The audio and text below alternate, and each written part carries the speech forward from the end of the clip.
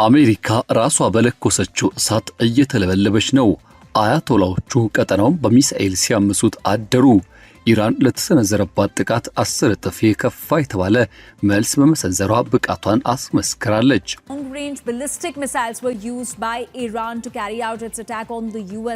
ወድማል የተባሉት ሚሳኤሎች ዛሬ በሺዎች ጨምረው የአሜሪካ ጦር ቤዞችን እያነደዱ ይገኛሉ። 21 የተለያዩ ወሳኝ የአሜሪካ ኢላማዎች ላይ የተሰነዘሩት እነዚህ ጥቃቶች የኢራን ብቃትን ያስመሰከሩ ሆነዋል።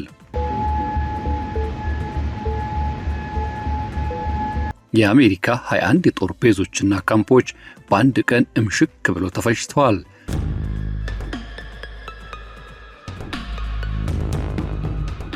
ትራምፕ ከኢራን የማያቋርጥ መርዶ እየደረሳቸው ይገኛል።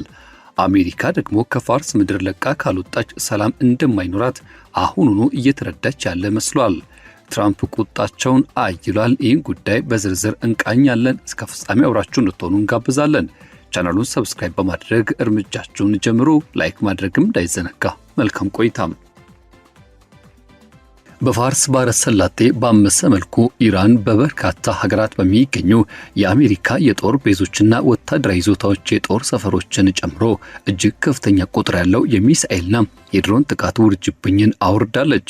በቴህራን ባለስልጣናት ፈጣንና እንዲሁም የማይቀጣጠል የተባለ ቅጣት ተብሎ የተገለጸው ይህ ከባድ ጥቃትም የሆርሙዝ ባህር ወሽመጥ ላይ አሜሪካ በኢራን ይዞታዎች የተሰነዘረቻቸው ጥቃት ተከትሎ ቀጠናው ወደ አዲስና እጅግ አደገኛ ወደሆነ ከፍተኛ ፍጥጫ ምዕራፍ አሸጋግሮታል።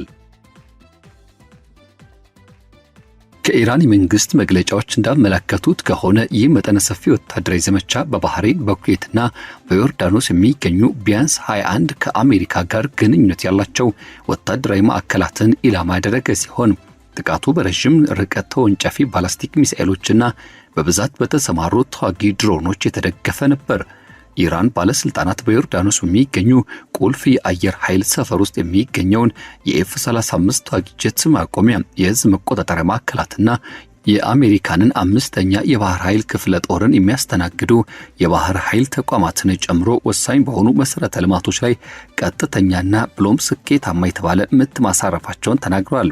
በጦርነት ግርግር መካከል የጉዳቱን ሙሉ መጠንና እንዲሁም በተናጠል በገለልተኛ አካል ማረጋገጥ አሁንም የቀጠለ ቢሆንም የተተኮሱት ሚሳኤሎችና እንዲሁም ድሮኖች ብዛት በኢራን ወታደራዊ መርህ የተለመደውን የጠላትን የአየር መከላከያ የማጨናነቅ ዘዴ ከግምት ውስጥ በማስገባት በሺዎች የሚቆጠሩ ሊሆን እንደሚችሉ መገመቱ በቅርብ ታሪክ ውስጥ መካከለኛው ምስራቅ ለሚገኙ የአሜሪካ ወታደራዊ ኃይልና የበላይነት ከተሰነዘሩት እጅግ ጉልህና ቀጥተኛ ጥቃቶች መካከል አንዱና ዋነኛው ያደርገዋል። ታዲያ ይህ ግጭት የፈነዳው በዚህ ሳምንት መጀመሪያ ላይ በሆርሙዝ አቅራቢያ የዩናይትድ ስቴትስ ምድር ጦር ንብረት በሆነችው አፓቺ ተዋጊ ሄሊኮፕተር በኢራን ድሮን ተመታ መውደቋን ተከትሎ ሲሆን ዋሽንግተንም ድርጊቱን ወዲያውኑ ከኢራን ወታደራዊ እርምጃ ጋር አያይዘዋለች።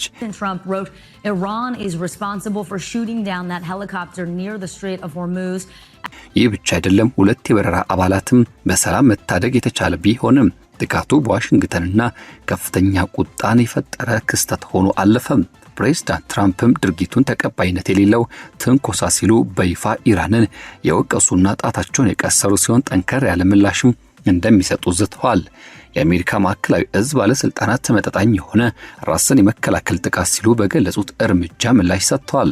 የአሜሪካ ጦር ኃይሎችም በተለይም በቄሽም ደሴትና በሆርሙዝጋን ግዛት የባህር ዳርቻዎች ሲሪክ፣ ባንዴር አባስና ሚናብን ጨምሮ የኢራን የአየር መከላከያ ስርዓቶች፣ የራዳር ተከላዎችና የምድር መቆጣጠሪያ ጣቢያዎችን እንዲሁም የስለላ ማዕከላትን ኢላማ አድርገዋል። እነዚህ ስፍራዎች በከባድ ፍንዳታዎች ያናወጡ ሲሆን የኢራን መገናኛ ብዙሃን በቴሌኮሙኒኬሽን ማማና በውሃ ማከማቻ ተቋማት ላይ ጉዳት መድረሱን ዘግበዋል። ጥቃቶቹ የታቀዱት ሙሉ በሙሉ ወደ ሆነ ጦርነት ውስጥ ሳይገቡ የኢራን የባህር ማጓጓዣ መስመሮችን የመጋፋትና የማስፈራራት አቅም ለማዳከም ነበር።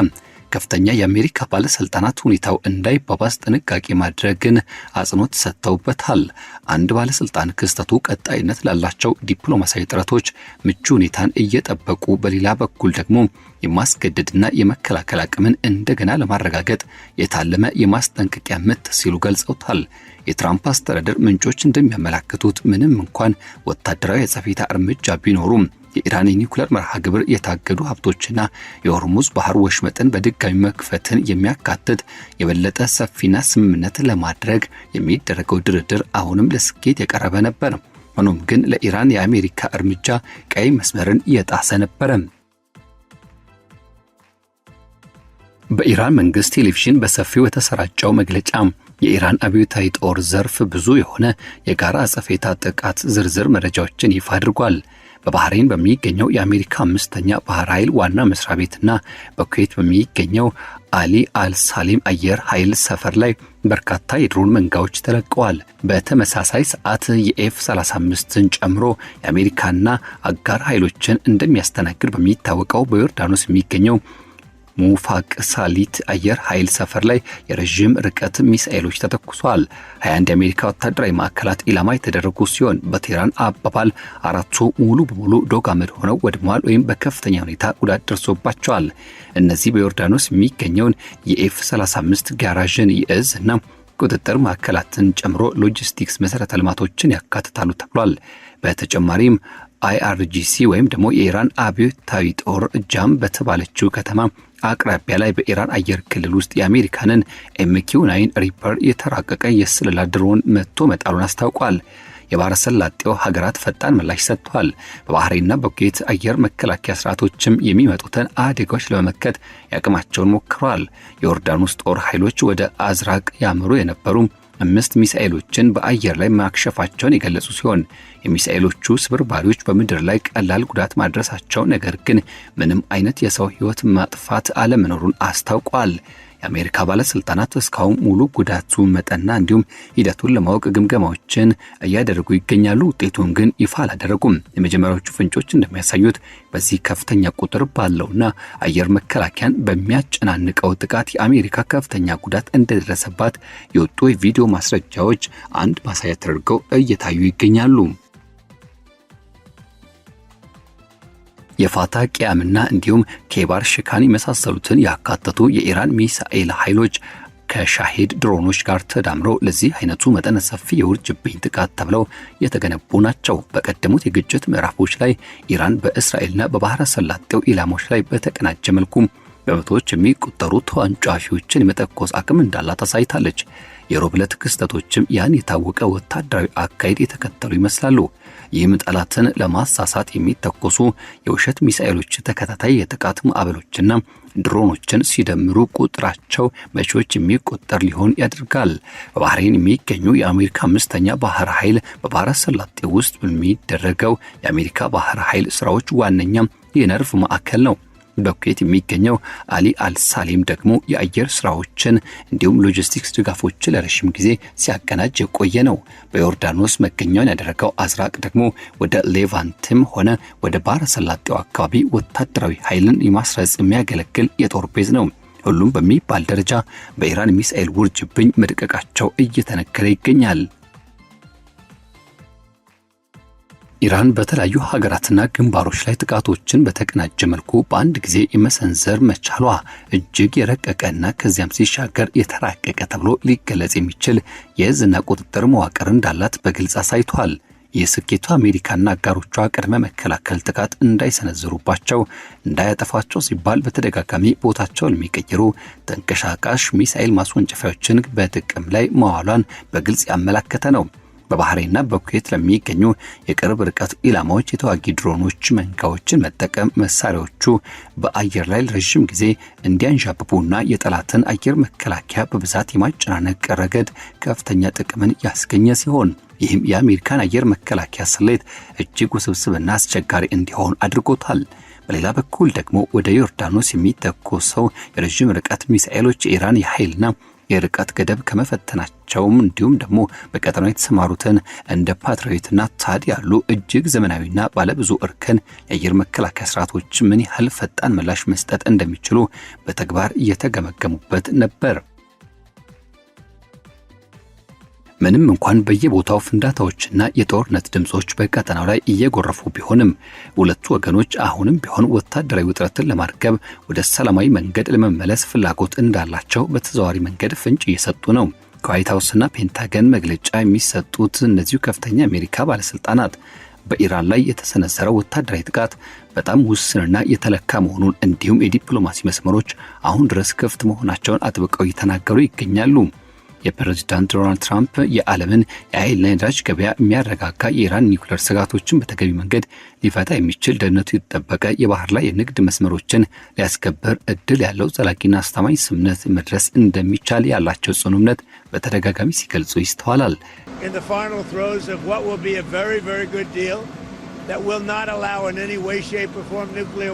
በተጨማሪም የአሜሪካ ኮንግረስ በአሜሪካ ወታደራዊና ሲቪል ሰራተኞች ላይ ለሚሰነዘሩ ማንኛቸውም ጥቃቶች ጠንካራና የማያወላወል ምላሽ ለመስጠት የሁለቱንም ፓርቲዎች ሙሉ የተባለ ድጋፍ አሳይቷል። በሁለቱም ወገን የሚገኙ የፖለቲካ ሰዎች የሄሊኮፕተሯን መውደቅ ክስተት በከፍተኛ ሁኔታ ያወገዙ ሲሆን የተወሰደውን አጸፋዊ እርምጃ ሙሉ በሙሉ ደግፈዋል። ይሁን እንጂ አሁን ባለው ዓለም የኢኮኖሚ ትስስርና ከፍተኛ ስጋት አንጻር ረጅም ጊዜ የሚፈጅና የማይቆም ግጭት ውስጥ የማንንም ሀገር ብሔራዊ ጥቅም እንደማያገለግልና ሁሉንም እኩል ተሸናፊ እንደሚያደርግ የጋራ ዝንባሌ አለ። ኢራን በበኩሏ ወደፊት ለሚሰነዘርባት ማንኛቸውም የአየርና እንዲሁም ተመሳሳይ የአሜሪካ ጥቃቶች አሰቃቂ የሆነ ተጨማሪ አጸፋዊ ምላሾችን እንደምትሰጥ ብታስጠነቅቅም በታሪኳ ግን ወታደራዊ እርምጃዎችን ከዲፕሎማሲ ጥረቶች ጋር አጣምራ የመሄድ ልምድ አላት። ይህንም የምታደርገው የተጣለባትን ከባድ ኢኮኖሚ ማዕቀቦች ለማቃለልና አስተማማኝ የደህንነት ዋስትናዎችን ለማግኘት ስትል ነው። የአብዮታዊ ጥበቃ ጦሩ ረቡዕ ዕለት ያወጣው መግለጫም የተጠናቀቀው ዩናይትድ ስቴትስ ለሚፈጠሩ ለማንኛቸውም አይነት ወታደራዊ ውጥረት ማገርሸትና ግጭቶች ሙሉ በሙሉ ኃላፊነት መውሰድ እንዳለባት ማሳሰብ ሲሆን ይህም ለነገው ሽምግልናና የድርድር ሂደት በሩን በከፊል የመክፈት እድል አለው ተብሎ አይታሰብም። የኢራን የውጭ ጉዳይ ሚኒስትር አባስ አራግቺ በአካባቢው ለሰፈሩት የአሜሪካ ወታደራዊ አባላት ጠንከር ያለ ማስጠንቀቂያ ያስተላለፉ ሲሆን የኢራን የታጠቁ ኃይሎች ከዚህ በኋላ ለሚሰነዘሩ ማንኛቸውም ጥቃቶች በማንም አይነት ሁኔታ መታገስ የሚባል ነገር አይኖርም ብለዋል። የአሜሪካ ጦር ለራሱ ደህንነት ሲል ከአጠቃላይ ቀጠናው በአስቸኳይ እንዲወጣ ማሳስበዋል።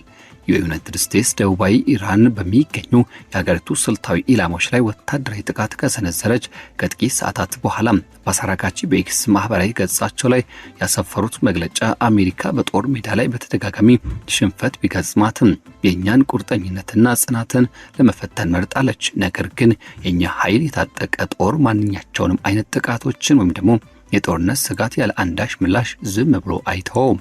ሰላምና ደህንነትን ማግኘት ከፈለጋችሁ ግን ከቀጠናችን በአስቸኳይ ለቃችሁ ውጡ ሲሉ አስጠንቀዋል። ሚኒስትሩ የፋርስ ባህረ ሰላጤን ረጅም ውዝግብ የሞላበት ታሪክ ለማስታወስም የሆርሙዝ ባህር ወሽመጥ ከአሜሪካ ባህር ዳርቻዎች በብዙ ሺህ ማይሎች ርቀት ላይ የሚገኝና በዋናነት በኢራንና በኦማን መካከል የሚጋራ የጋራ ሀብት መሆኑን አጽንኦት ሰጥተውበታል። ይህ እሳት የላሰው ጠንካራ መግለጫ የተሰማው በሁለቱ ኃይሎች መካከል እጅግ ፈጣንና ተከታታይ የሆኑ ወታደራዊ ጽፌታ ጥቃቶች የተለዋወጡ ባሉበት ድባብ ውስጥ ነው። ከኢራን ኢራቅ ጦርነት ዘመን ጀምሮ በአብዮታዊ ጥበቃ ጦር ውስጥ ጥልቅ የተባሉት ተሳትፎና ታሪክ ያላቸውና አንጋፋ ዲፕሎማት የሆኑት አባስ አራግቺ ሁሌም ቢሆን ዲፕሎማሲያዊ ድርድሮችን ከኢራን ብሔራዊ ጥቅምና ጠንካራ መከላከያ ጋር አጣምሮ በማስኬድ ረጅም ልምድ ያካበቱ ናቸው። እሳቸው የዛሬ መጨረሻ ማስጠንቀቂያ በዓለም አቀፍ ደረጃ እጅግ ከፍተኛ የሆነ የነዳጅ ትራፊክ የሚያስተናግደው በዚህ ወሳኝ የባህር መስመር ላይ በተደጋጋሚ በሚከሰቱ ወታደራዊ ግጭቶች ሳቢያ የተኩስ አቁም ስምምነት መፍረሱን በቀጠለበት ጊዜ ቴህራን ያላትን የማይናወጥ ወታደራዊ ቁርጠኝነት እንዲሁም ጽናትን በግልጽ የሚያሳይ ነው።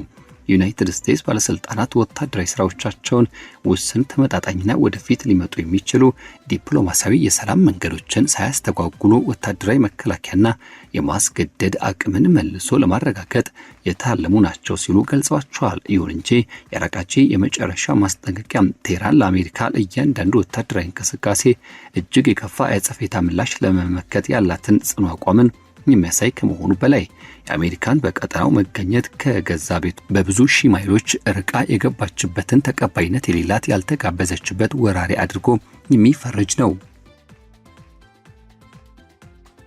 የፋርስ ባህረ ሰላጤ ከዚህ ቀደም ከነዳጅ ጫኝ መርከቦች ጦርነት ጀምሮ እስከ ተኪ ኃይሎች ግጭት ድረስ በርካታ ተደጋጋሚ የግጭትና ብሎም የፍጥጫ ዙሪቶችን ያስተናገደ ቢሆንም በአሁኑ ወቅት በበርካታ ሀገራት በሚገኙ ወታደራዊ ማዕከላት ላይ የሚደረጉ የቀጥታ ጥቃቶች የሚታይበት ይህ አደገኛ ግጭት ግን እጅግ የከፋ የስሌት ስህተት በመፍጠር አደጋን በከፍተኛ ደረጃ አዝሏል። በቅርብ ጊዜ በተሰነዘሩት የውርጅብኝ ጥቃቶች ውስጥም በሺዎች የሚቆጠሩ ሚሳኤሎችና ድሮኖች መሳተፋቸው በተዘገበበት በዚህ ሰዓት ላይ አጠቃላይ ጦርነት መድረኩም በስለት ጫፍ ላይ ይገኛል። ኢራን በባህሬን በኩዌትና በዮርዳኖስ የሚገኙ የአሜሪካ ጦር ሰፈሮች ላይ የሰነዘረቻቸው የሚሳኤልና የድሮን ናዳ ዘመቻዎች ራሷን ወታደራዊ ጉልበት በአደባባይ ለማሳየት ያደረገችው ታላቅ እንቅስቃሴ ከመሆኑ በላይ በባህረ ሰላጤ ውስጥም ለዘመናት ለቆየው የአሜሪካ የበላይነት በቀጥታ የተሰነዘረ ከባድና ግልጽ የተባለ ተግዳሮት ነው። የሚመጡት ጥቂት ሰዓታትና ቀናት ይሄ አሁን እየተከሰተ ያለው ክስተት አደገኛው ወታደራዊ ውጥረት የመጨረሻ ከፍተኛ ማማ መሆኑን ወይም ደግሞ ለቀጣዩ አዲስ ዲፕሎማሲያዊ ንግግር መጀመር በደም የተጻፈ ቅድመ መቅደም